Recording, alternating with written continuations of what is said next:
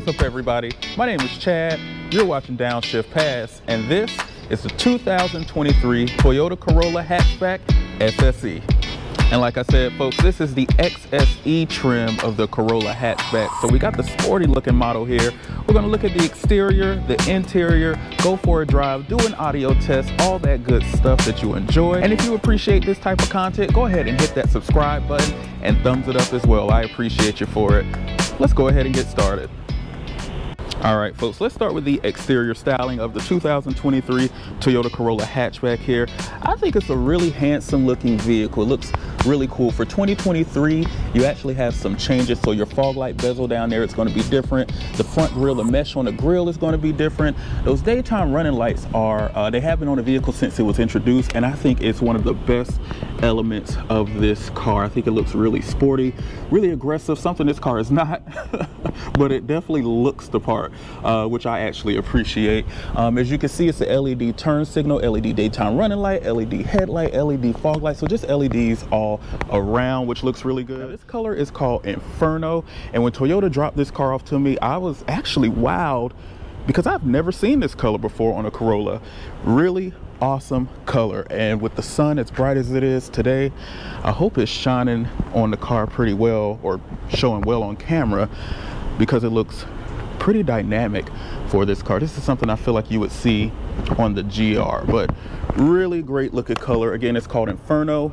Definitely try to go look for one if you're interested in this car and want something a little different. Now, these wheels here are 18-inch wheel, 225 width. It's a black graphite that is specific to the XSE, and they look really nice. Now, as we come along to the side here, you do have integrated turn signals, body colored mirror cap there, body colored door handles. Just a really simple yet effective shape here. Now, as we move along to the back of the vehicle, this is actually what you want to get this particular car for. Again, this is the Corolla Hatchback. Love the XSE badge there in red. Well, let me start with the turn signals. So your turn signals are LED, brake lights are LED, reverse lights are also LED. So just full LED lights back here, which looks really neat. Down below, you don't have any exhaust pipes that are exposed, but they do have the cutouts there, which is very strange, but it is under the car. Not going to do my normal exhaust sound test here because, I mean, why would we? But if you want to open the hatch here, there's a button right up under, you push, and you can see under the Toyota signal is your review camera.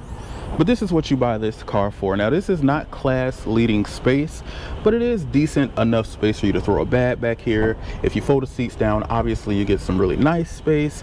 This actually can come out to give you even more additional space if you had a dog or something back here. This does come up to present to you not a spare tire, but actually puncture repair kit. So you don't get a spare tire, so definitely something to think about if you're buying this car. Now, if you did want to fold the seats down, I'm going to step inside, make it a little easier here. Now, if you did want to fold the seats down, you can do it from the back or the side here. There is a little latch, just pull on that, folds right on down. That seat obviously would have to go forward a little bit more, but just really nice that you have that versatility.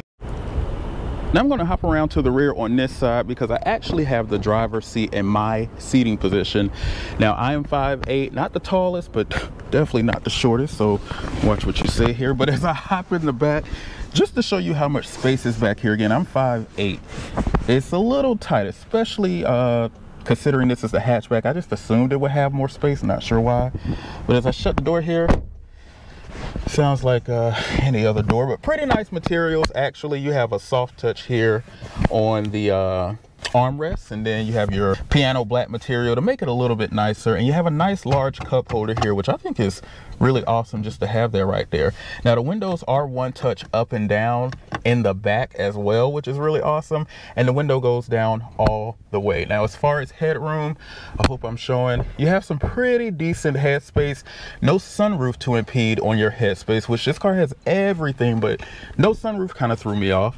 You do have two USB-C ports back here, which is really cool. And then as we can see, if that seat is back any, I mean, no one will be able to sit back here behind the passenger. You do have a nice armrest with two more cup holders, so a total of 4 cup holders in the rear. And that's about it as far as the back seat goes, but let's go ahead and hop in the front. All right, guys, so here is your key for getting in the Toyota Corolla. Pretty standard smart key, lock, unlock, and a hold button. But believe it or not, this car does have remote start, although it does not say it on the key at all, which kind of threw me for a loop, but I figured it out by mistake actually. But all you do is press the key, press the lock button once, press it a second time within a second, press it a third time and hold, and then you'll see the lights will flash 7 times. I don't know if you can see it there. And then the car will start up. Boom. So remote start on a Toyota Corolla. Not sure if this is just the XSE only feature, but it is a feature that is on the car but not necessarily told to you, so I think that's pretty awesome. Otherwise, when you want to get in the car, you could just have the key in your pocket, put your hand on the handle, it'll unlock. Now if you want to lock it, you do have little ridges there, you just put your finger on that, it'll lock right up. But hand on the handle, unlock, and then we can hop right on in. It is a hot day in Charlotte. All right, now when you start it with the remote start, you do have to put your foot on the brake pedal, push the start button, and the car basically comes to life with you in the car. So now it's ready to drive, ready to start and everything. Now as we look at this front seat area, I mean, it's pretty standard fare for a compact car. Pretty decent materials. You do have your soft injected mold here. It doesn't necessarily feel low grade, which I actually appreciate. Then down below, like in the rear, you have your soft touch material, which feels really good. And again, one touch windows for the front and rear, which I think is a really neat feature. And again, the windows in the rear go completely down, so that's really awesome. You just want to get that fresh air in. Now this car has a lot of features for a compact car and really surprised me. So for starters, you do have your automatic high beams here, which is really awesome. This one does have paddle shifters. Now the paddle shifters only come standard on the XSE model, and it's connected to this 8-speed CVT transmission, which has simulated shifts, and we'll talk about that a little bit more in the drive. You can slap it over the manual if you want. There you go. And you do have your different drive modes here. Drive mode switch right here front and center, very easy to get to. Right now it's in your normal mode. If I go up to sport, you see it turns red a little bit, normal again, and then eco, it turns a little green. And it doesn't change too much other than kind of your throttle mapping is really the only thing that you'll notice change. It doesn't make the steering heavy, you know, it's no adjustable suspension or anything, obviously not the type of car for this, but you shouldn't expect that in your run-of-the-mill Corolla. You would have to step up to like the GR for those additional options. But you do have a fully digital gauge cluster, which I think is really awesome. If you want to change your settings here, this is what your steering wheel controls are for. You have so many different things to choose from. This car does have an adaptive cruise mode, which we're going to go over in the drive, which I thought was really neat for car in this class. And then if you take a look at the settings here to change all your Toyota sensing, I think it's called the Toyota Suite. I'll put it on the screen down below, but this car has, I mean, everything. Lane departure alert, and there's so many acronyms: BSM, PCS, PDA, RCTA, Jesus, just so many. But it does have like the PCS is pre-collision, like the warning system, and how that operates I think is really awesome. I'll go over that as well in the drive. The only thing I think is this thing can be a little busy to look at. You do get used to it, your eyes do get used to it, especially if you are driving it every day, but I just think it's a little busy with all the little things over here, distance to empty here, the speedometer here, that's in kilometers, you have miles per hour there. It's just a little too busy for me. Now as we go to your infotainment screen here, let's go through all this stuff. It's telling me to update. Infotainment screen is actually really nice. You do have wireless Android Auto and wireless Apple CarPlay, which I think is really awesome for a car in this class. All wireless, nice large screen, and it works pretty well, pretty linear in its movement. There you go. does exactly what you need it to do. Now, if you wanted to actually use the built-in system, you just go to your settings here in your Android. I have Android, so Android Auto, click Toyota, and this is the actual built-in system for the car. Now, this one does have a navigation system, which is amazing because you don't see cars coming with that nowadays, it seems. You can connect your phone to it. This is all your vehicle settings here, and I just think it's a really neat, fast system that's been shown to work pretty well. Let me cut this fan speed down. Now, you do have your climate controls right down below, and with the climate controls, you do have passenger as well as driver temperature. So you do have a 2-zone climate control here, which is really neat. You do have an eco heat and cool button, so when you're driving in eco mode, like your drive mode is in eco, it'll automatically cut that on. You see that light comes on there, it'll go off if I put it in normal mode, eco mode. And basically what that does is allow the compressor to not work as hard as it normally would if it wasn't in eco mode. So you get better gas mileage, obviously. You do have your traction control button here, 2 cup holders, a brake hold function, and then an electronic parking brake, which automatically engages, so I really appreciate that. Now, your armrest here has also soft touch material. It does slide forward and back and open, obviously, for some nice space. And then you do have another USB-C port down here, so that's a total of 3, and I believe it's 4 in this car. Yep, there's the 4th one there. Heated seats as well as a wireless charger. So like I said, really nice features in this car. Here's your glove compartment. It is not lined with felt, but it is damp, so kind of gives you a little bit luxurious feel in your Corolla. And one of the best things about this car is the JBL audio system. So you see the tweeters up there, which look really nice, but this is the upgraded audio system. Of course, we're going to do an audio test. I'll talk more in depth about it, but that's about it for the exterior and exterior of the Toyota Corolla, guys. But let's go ahead and go for a drive.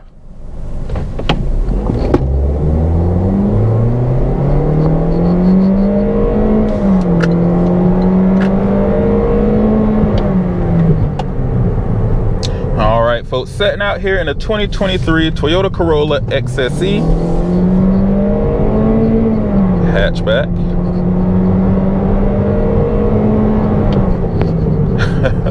Now, I did that little bit not to show you that this is any type of sports car, but really to start off with that transmission. Now, this is a CVT transmission. A lot of people don't like CVT transmissions, but this one is a little different. Toyota has a first gear on their CVT transmission, so it'll rev all the way out, shift, and then from that point on, it's all simulated shifts. So one, I think, awesome thing about it is that it doesn't just drone and you know, that annoying CVT noise that no one likes, and it does a pretty good job, I think, of the simulation of the gears. It'll do it even if you're not, you know, if you're not digging into the ground trying to just go somewhere. If you're just driving normally, it'll also simulate the shifts. So something that's pretty awesome about the Corolla.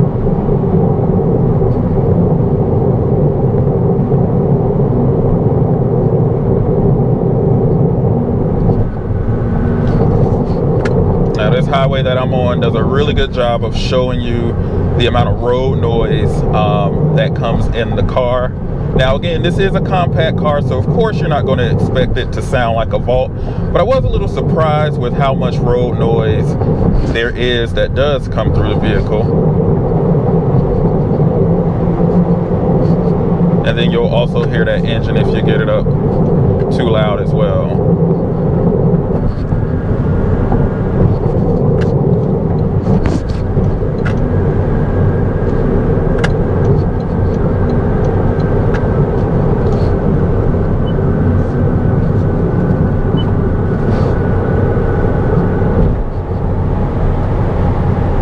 Now, Toyota did a really good job with their suite of safety features in this car. If you know Toyota products, you know they really are serious about their safety. Now, one really cool thing that I think happens with this car is the pre-collision warning system that I was telling you guys about earlier. So basically, it uses the camera on the car, which sits right up here. You can see it on the outside of the car, to obviously determine the car in front of you, and it'll just automatically put on the brakes. And it's almost like a one pedal drive. If you've ever driven an electric car an experienced one pedal driving, like if I let my foot off the brake, the car will just start slowing down on its own, like a literal brake. So the brake lights will come on and it'll slow down. Will not come to a complete stop, but will slow down enough that if you're not paying attention, it's absolutely going to get your attention, which I think is honestly a really awesome feature. And if you're looking at this car for your children, something you want to take a look at. You also have your typical safety features. So you have your blind spot monitoring system. You have a rear view camera, which has rear cross traffic alert. And then this car will also, to a certain degree, drive on its own. So with the adaptive cruise mode, I just cut it on now, hands off the wheel. The car is doing its own thing, which I think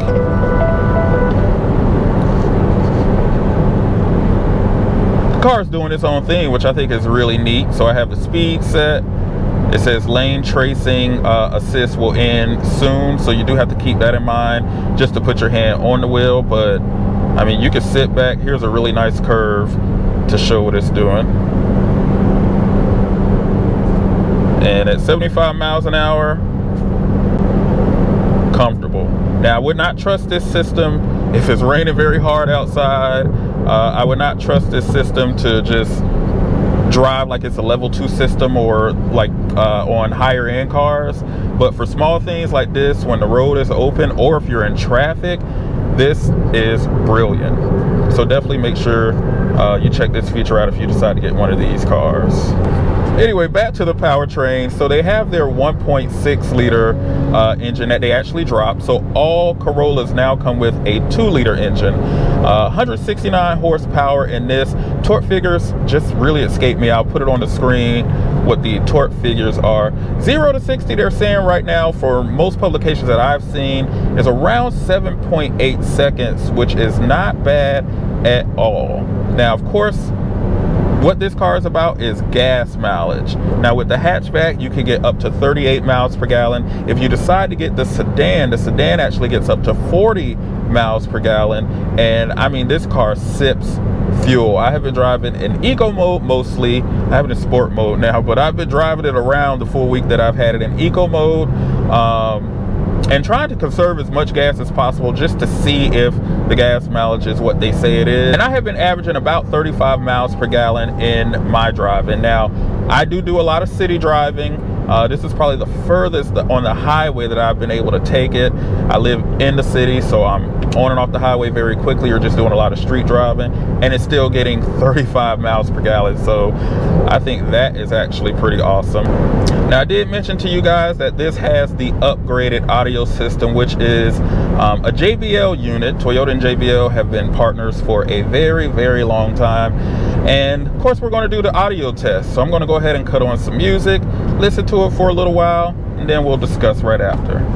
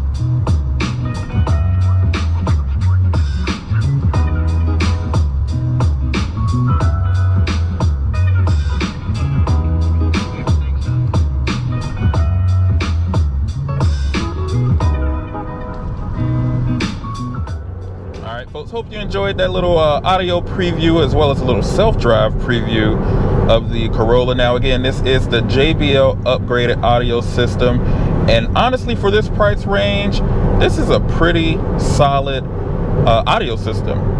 If you're able to spring for it, I'd say get the XSE model and go for it. The only thing that I could wish for in this audio system is a little bit more volume. But when you cut it all the way up, which I actually had for this test, there is zero distortion. There is no distortion on the bass. It doesn't sound muddled. It doesn't do anything that I've heard some higher end systems even do. But I think because of the lack of volume, it allows it to do that. So could be a little bit louder, but honestly, that's all I got with it. Pretty solid choice. She is on that clutch. All right, folks, let's talk about ride quality a little bit here. Really hard to complain about this car. I think it's a great daily driver. If you have something like a weekend vehicle or something that's a little bit more hard edge and you just want something that gets the job done with great gas mileage, this is great. If it's you're buying a vehicle for your child, it's their first vehicle, also really awesome. Your retirement vehicle, really good for that. If you have pets, it's just a really good overall vehicle. Ride's pretty comfortable. The seats are relatively comfortable. Love that you can have heated seats with cloth seats. So you know, everybody's not a fan of leather, so that's really nice to have. It's just a really overall great vehicle. You do have that legendary solid Toyota reliability, great resale value, nothing to really hate on with this car. Now my question is always, is this better than? Of course, people would take a look at the Civic hatchback if you had to. The Mazda 3 hatch is also another great option, a little bit more premium than this is, but also another great option. A couple of different options out there as well. And honestly, out of the ones that I've driven, I'm going to say this is my favorite one. Overall, I just think it's the best. It provides the best value, and again, you can't beat that resale value if you do decide to get rid of it. Now, if you made it this far in the video, I really appreciate you. Please keep subscribing to the channel, hit that thumbs up as well as that notification bell. If you did not know, this is my first press vehicle. Yes, Toyota allowed me to have this car for 7 whole days. Tony Braxton allowed me to have this car for 7 whole days, and that's because of you guys. Thank you to my subscribers and everyone who just ingests my content. I actually really appreciate it. Now, if you found this video useful, go ahead and share it with a friend as well. And as always, I'll see you in the next one. Thanks for watching. Bye-bye.